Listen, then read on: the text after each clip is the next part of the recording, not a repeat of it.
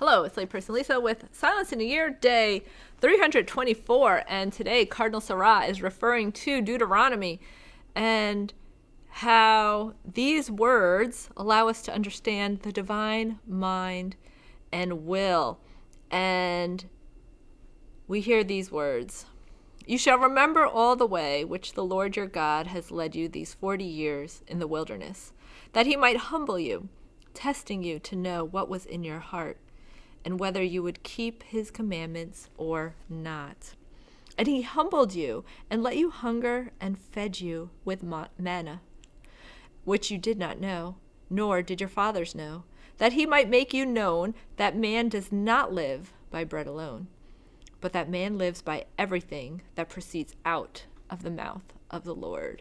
So this just makes me think of the promises of the Lord and just how often the devil will twist the Lord's words. And we see this when the devil tried to tempt Jesus. And yet we have to remain firm in the truth of the Lord, because his word is the truth. His word is the source of everything that we should live by his commandments, by his love.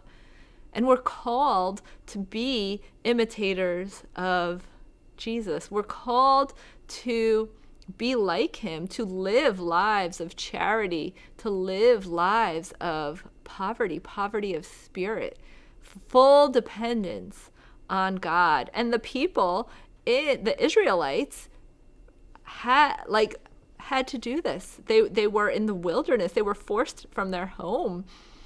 And they were in the wilderness for 40 years.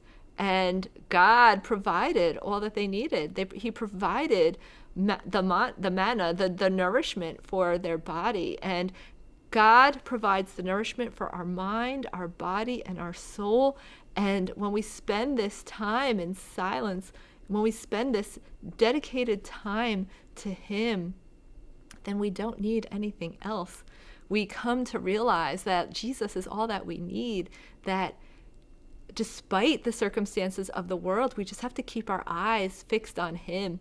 And in class on Friday, we had an activation where we were imagining ourselves as one of the disciples helping Jesus get ready for the Last Supper.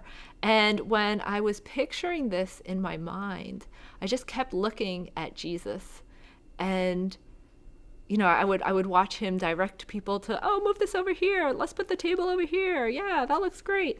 And I kept my eyes fixed on him the whole time.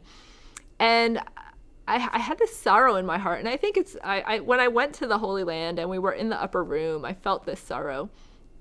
Because as Jesus was eating the Last Supper with his friends, he knew what was going to happen. So I just felt this deep sorrow. Yet he knew what was going to happen. Yet he still washed their feet, and he still was laughing with them. So I just pictured myself looking at Jesus, and every time he would glance at me, we'd lock eyes, and he'd give me a small smile, because he knew that I knew how he felt inside, that he was sorrowful, but not really showing it outwardly.